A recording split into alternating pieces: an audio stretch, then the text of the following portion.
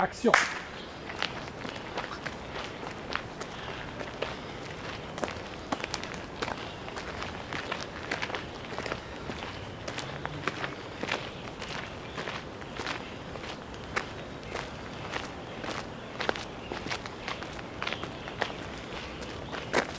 Belle nature. Regarde-moi ça. Qu'est-ce que c'est beau la nature. Les arbres, les espaces verts. C'est magnifique. Que dire de plus? On est nous-mêmes issus de la nature. Quoi de plus normal de se ressourcer en nature? Allez les amis, suivez-moi, on va faire un petit peu de sport.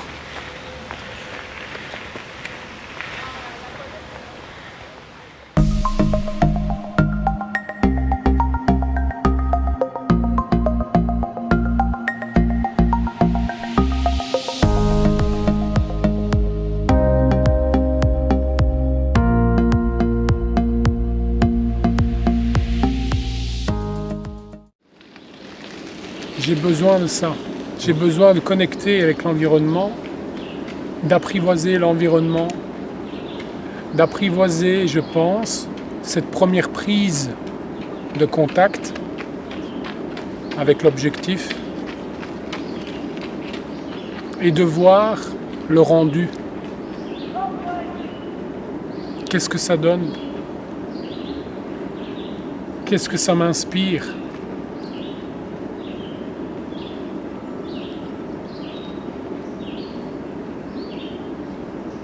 Au travers de ce que je veux transmettre, au travers de ce que je veux communiquer.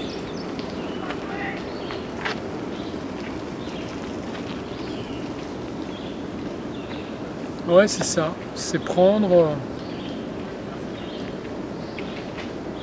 un premier contact visuel avec la nature.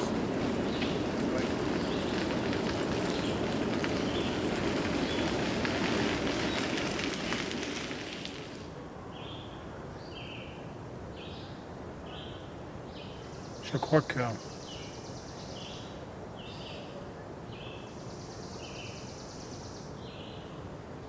la nature nous inspire beaucoup de belles ondes, des ondes positives, constructives, créatives.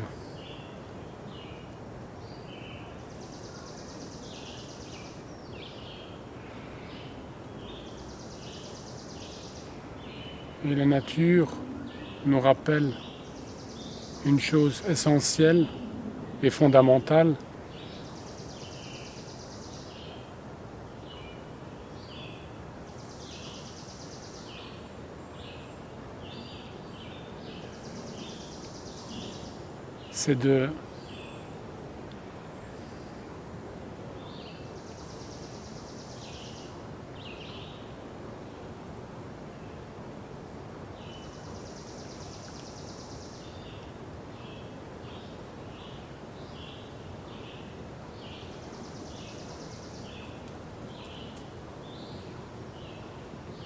C'est de vivre en connexion avec elle.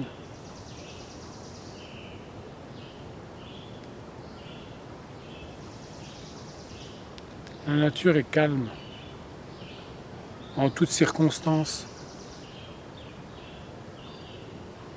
Elle bourgeonne, elle fleurit, sans aucune résistance. À la différence des êtres humains qui sont constamment en opposition les uns avec les autres,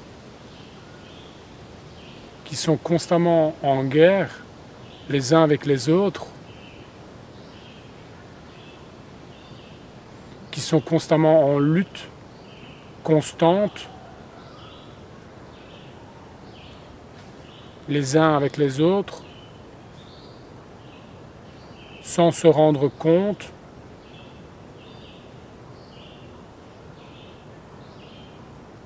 qu'on est d'abord en lutte envers soi-même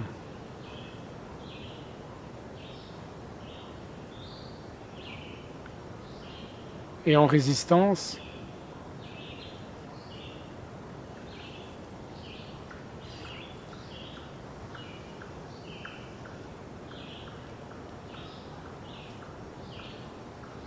En résistance envers soi-même et donc envers le monde.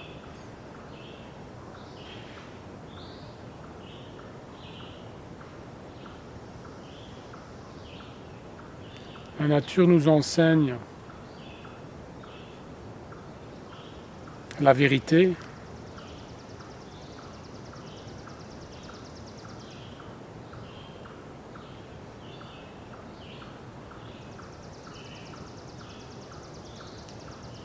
la vérité, celle d'apprendre à s'aimer, d'apprendre à se respecter,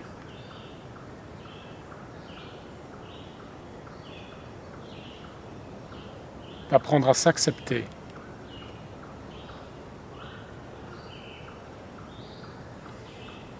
D'apprendre à se pardonner.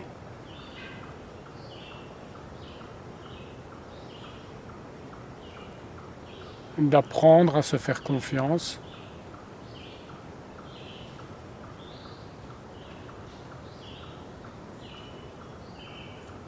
Pour sortir des résistances qu'on s'impose à soi-même et qu'on impose aux autres, au monde qui nous entoure et qui nous empêche la plupart du temps d'être heureux, d'avoir une vie épanouissante, enrichissante.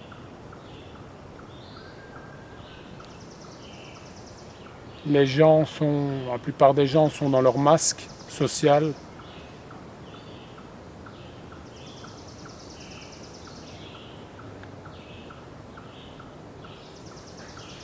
La plupart des gens vivent le mensonge en permanence, où les gens ne font que se mentir eux-mêmes, à eux-mêmes.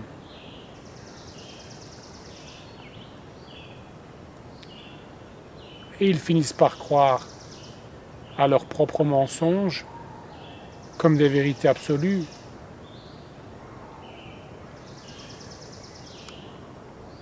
Et à partir de ce moment-là, on vit dans un monde complètement illusoire, où plus rien n'est respecté, ni la nature, puisque l'être humain est incapable de se respecter lui-même, de s'apprécier lui-même, de s'accepter lui-même et de s'aimer lui-même profondément de ce qu'il porte en lui dans son cœur sacré, de l'étincelle de vie qui anime toute forme de vie dans la création.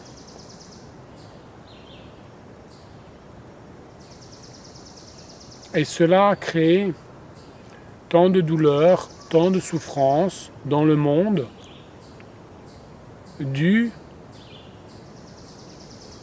à l'inconscience humaine. La plupart des êtres humains n'ont aucunement conscience de leur propre inconscience, puisqu'ils vivent en permanence pour le regard des autres. Ils vivent pour les autres, en fonction des autres et comme les autres.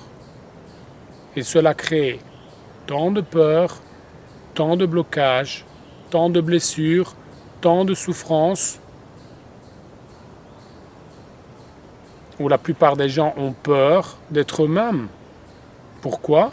Car ils ont peur de la critique, ils ont peur du jugement, ils ont peur du rejet et ils ont peur de se retrouver seuls.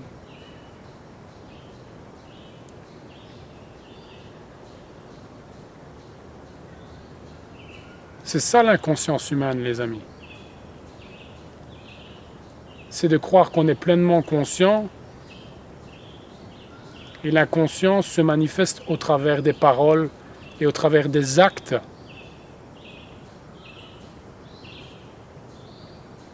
que la plupart des gens véhiculent au quotidien.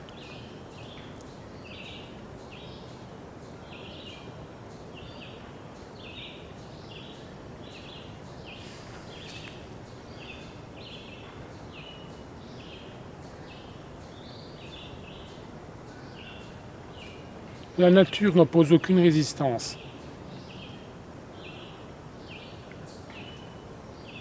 Et nous sommes des êtres humains issus de la nature, de la vie.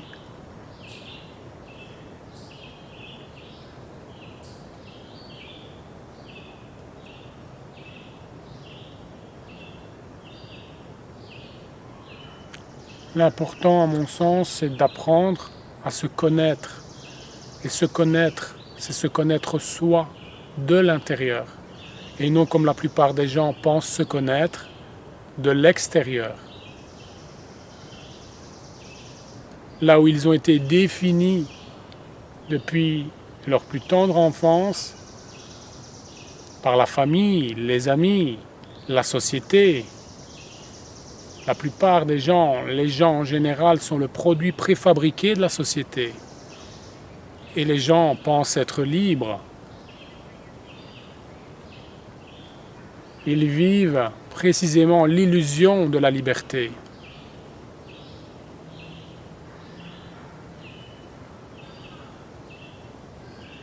Vous êtes l'histoire et l'image que la société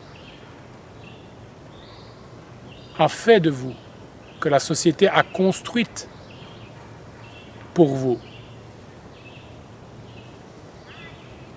Et c'est à cette image-là que vous réagissez, c'est à cette image-là que vous correspondez. Et voilà pourquoi les gens ont peur, vivent dans la peur de l'insécurité, dans l'incertitude, dans le doute, dans l'indécision. Parce que les gens sont coupés véritablement de leur cœur, ils sont coupés véritablement de leurs émotions, de leurs sentiments. Et ils vivent uniquement dans leur mental conditionné à la peur. Voilà comment vivent les gens en société et au jour d'aujourd'hui. Et les gens veulent plus d'amour, les gens veulent plus de relations saines. Mais il faut d'abord commencer par s'aimer soi-même. On ne peut redonner aux autres uniquement que ce que l'on se donne à soi. Donc pour donner de l'amour, pour recevoir de l'amour, il faut d'abord se donner de l'amour à soi. Il faut d'abord s'accepter soi-même, se respecter soi-même, se pardonner soi-même. Pour ensuite pouvoir redonner tout cela à d'autres et le recevoir aussi également en retour.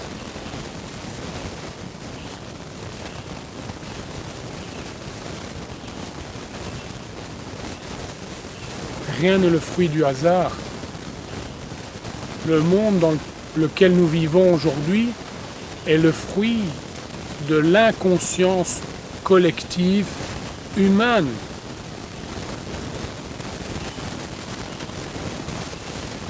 La plupart des gens n'ont aucunement conscience, comme je le disais un peu plus tôt, de leur propre inconscience. Et à partir de ce moment, ils vivent leurs expériences de vie au travers d'attitudes et de comportements qui les blessent en permanence.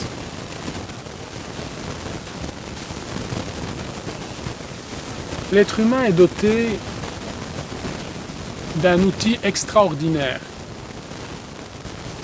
le mental. Mais la plupart des êtres humains ne savent aucunement comment s'en servir, puisqu'ils se blessent en permanence.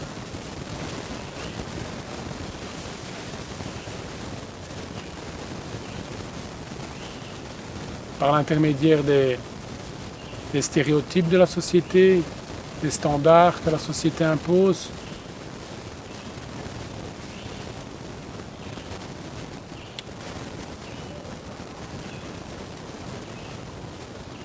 et de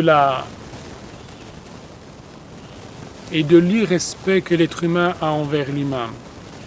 De l'irrespect que l'être humain a envers lui-même, de l'irresponsabilité que l'être humain a envers lui-même et du désengagement que l'être humain a envers lui-même.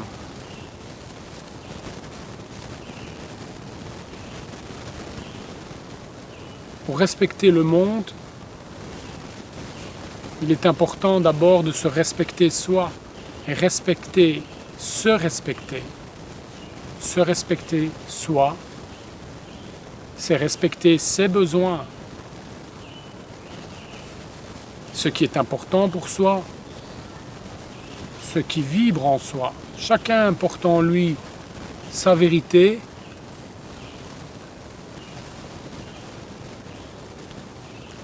et que cette vérité-là est propre à chaque personnalité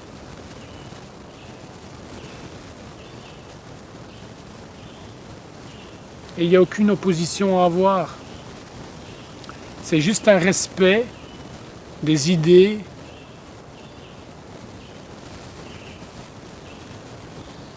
des opinions, des convictions différentes les uns des autres.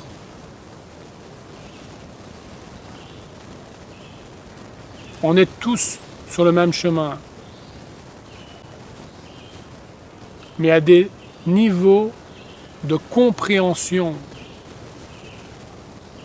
différents les uns les autres sur ce même chemin.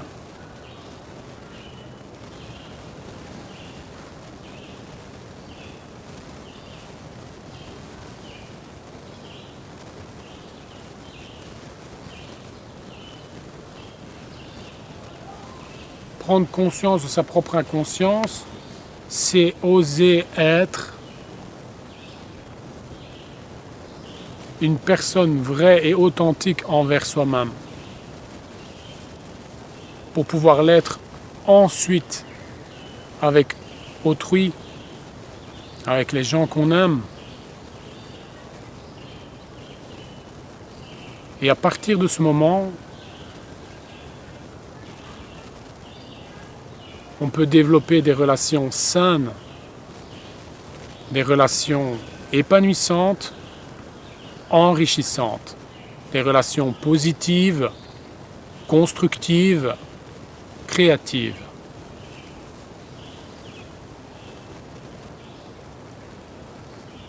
Et avancer sur son propre chemin en étant dans l'acceptation des uns et des autres, même si on a des visions différentes, même si on a des opinions différentes, même si on a des envies différentes. C'est se respecter soi et respecter les choix d'autrui. Même si on ne les partage pas, parfois. C'est ça la diversité de la vie. C'est ça qui fait le charme de la vie.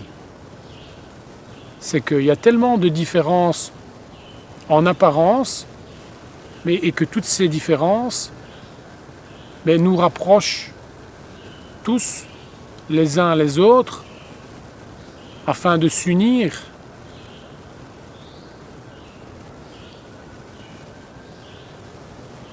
dans la bienveillance.